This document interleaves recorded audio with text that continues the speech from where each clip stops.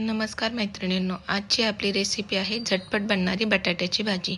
त्यासाठी लागणारं साहित्य आहे बटाटा, तेल, शेंगदाण्याचा कूट, कोथिंबीर, कढीपत्ता, लसूण आणि याचबरोबर आपल्याला लागेल हळद, काळं तिखट, जिरे, मोहरी, मीठ, बेडगी मिरची पावडर, गरम मसाला आणि फोडणीसाठी थोडंसं हिंग।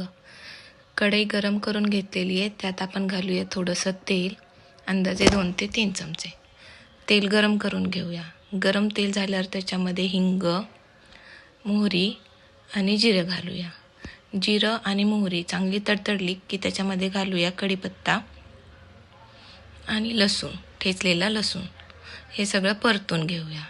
व्यवस्थित परतलं की त्याच्यामध्ये घालूया फोडी केलेला बटाटा। बटाटा घातला की त्याच्यावरती आपण घालूया अर्धा चमचा हळद आणि चवीनुसार मीठ। मीठ आणि हळद घालून आपल्याला बटाटा चांगला परतून घ्यायचा आहे। त्यासाठी आपण बटाटा परतण्यासाठी ठेवू आणि झाकण ठेवून देऊ। झाकण ठेवलं की अंदाजे 5 ते 10 मिनिट वाफवून घेऊया। बटाटा छान वाफलेला आहे। आता त्याच्यामध्ये आपण पुढचं साहित्य घालूया। वाफवलेल्या या बटाट्यामध्ये आपल्याला घालायचे 2 चमचे काळं तिखट, गरम मसाला आणि बेडगी मिरची पावडर।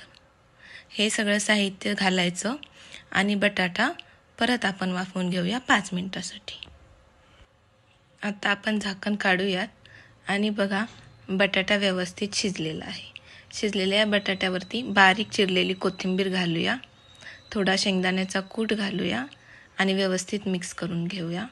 आणि तयार आहे आपली साधी आणि सोप्या पद्धतीने केलेली पण चमचमीत अशी बटाट्याची भाजी। तर तुम्ही नक्की ट्राय करून बघा। थँक्यू।